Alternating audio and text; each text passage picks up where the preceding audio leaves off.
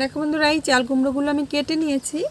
তো তোমাদের দেখিয়ে দিচ্ছি যে কিভাবে কাটতে হবে। তোমরা একটা ছুরির সাহায্যে এইভাবে চাল কুমড়োগুলো কেটে নেবে। এই কাজটা কিন্তু অবশ্যই করতে হবে।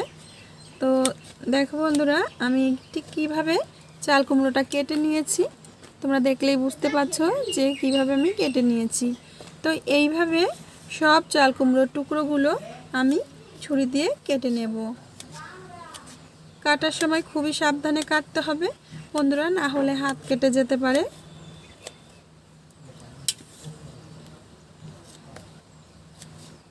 একটা মিক্সিং জার নিয়েছি, জারের মধ্যে 1 চামচ জিরে দেব, 2 চামচ কালো সরষে আর দিয়ে দেবো 2 চামচ মতো হলুদ সরষে, দিয়ে দেব 2টো কাঁচা লঙ্কা। এবার আমি এই শুকনো উপকরণগুলো একটু গুঁড়ো করে নেব।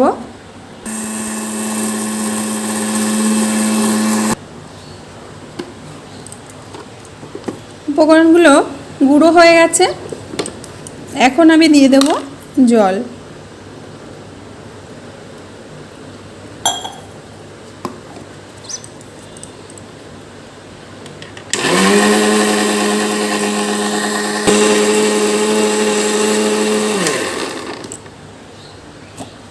তো দেখো বন্ধুরা, পেস্ট হয়ে গেছে। এবার দিয়ে দেবো লবণ, তোমরা পরিমাণ বুঝে লবণটা দিয়ে দেবে। এখন দিয়ে দেবো হলুদ, হলুদটাও পরিমাণ বুঝে দিতে হবে। আর দিয়ে দেবো লঙ্কার গুঁড়ো। এবার ভালো করে মাখিয়ে নেব।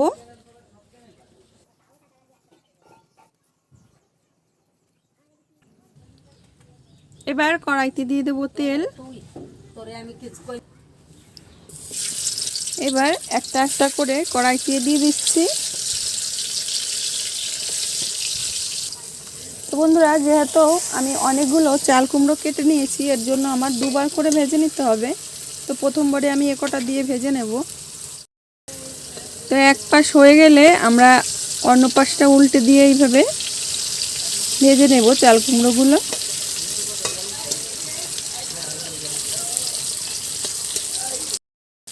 তো বন্ধুরা, ভাজা হয়ে গেছে, এখন আমরা নামিয়ে নেব।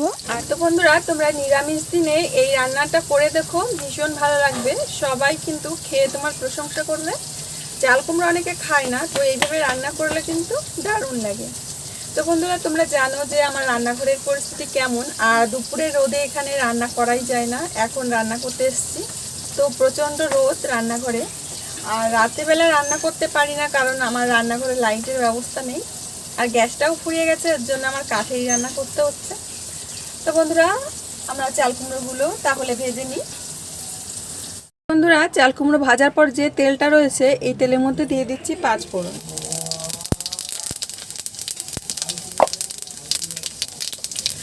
5 ফোড়নটা পুড়ে যাওয়ার আগেই দিয়ে দেব আমাদের বেটে রেখেছিলাম সর্ষে, সেই সর্ষে বাটা।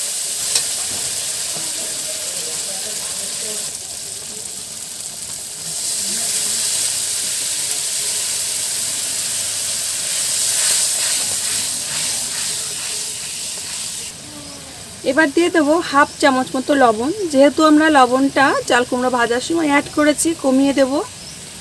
আর দিয়ে দেব হাফ চামচ মতো হলুদ। এবার মিশিয়ে নেব।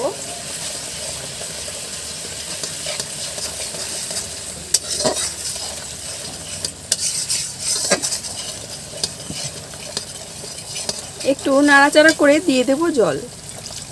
খুব বেশি জল দেবার প্রয়োজন নেই। এবার জলটা ফুটে ওঠার অপেক্ষা করব। বন্ধুরা কি বলবো তোমাদের, আমি এই সময় রান্না করতে এসে যে কি বিপদে পড়েছি তোমরা দেখতেই পাচ্ছ। পুরো রোদটা একদম মুখের উপরে পড়ছে, তাকানোও যাচ্ছে না, কিন্তু কিছুই করার নেই। যখন রান্না করতে এসেছি তো রান্নাটা শেষ করেই যেতে হবে। তো দেখো বন্ধুরা, আমাদের গ্রেভিটা কিন্তু ফুটে উঠেছে। এখন আমরা দিয়ে দেবো চাল কুমড়োগুলো।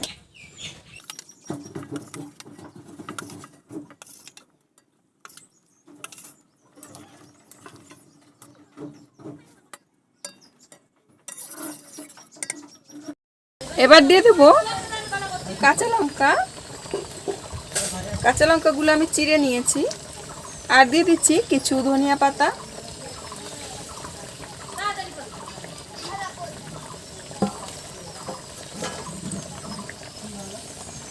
আর দিয়ে দেবো সামান্য চিনি। তোমরা যে যেমন চিনি খেতে পছন্দ করো, মানে মিষ্টিটা খেতে যে যেমন পছন্দ করো তেমনই দিয়ে দেবে। একটু হালকা নেড়ে দেব।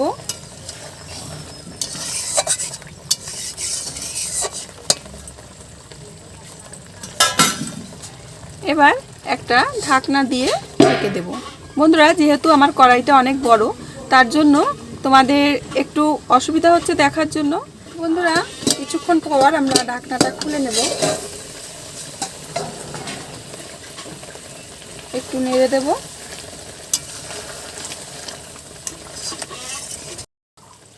এবার নামিয়ে নেব।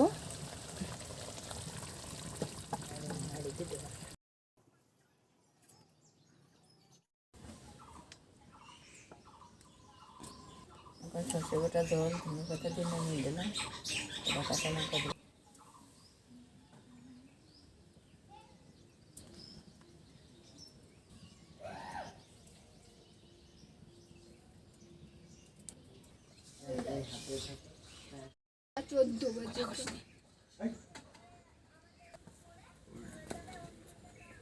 বন্ধুরা দেখো আমাদের রেসিপি তৈরি হয়ে গেছে। আর এটা খেতে কিন্তু অসাধারণ। তোমরা অবশ্যই একবার বাড়িতে ট্রাই করবে। যারা এই চাল কুমড়া খেতে চায় না তারাও একদম আঙুল চেটে খাবে, কথা দিচ্ছি। তো ভিডিওটি ভালো লাগলে একটি লাইক করে দিও। আর আমার চ্যানেলে যদি তুমি নতুন হয়ে থাকো প্লিজ আমার চ্যানেলটাকে সাবস্ক্রাইব করে আমার পাশে বন্ধু হয়ে থেকো। সবাই ভালো থেকো, সুস্থ থেকো। আজ আসছি, নমস্কার।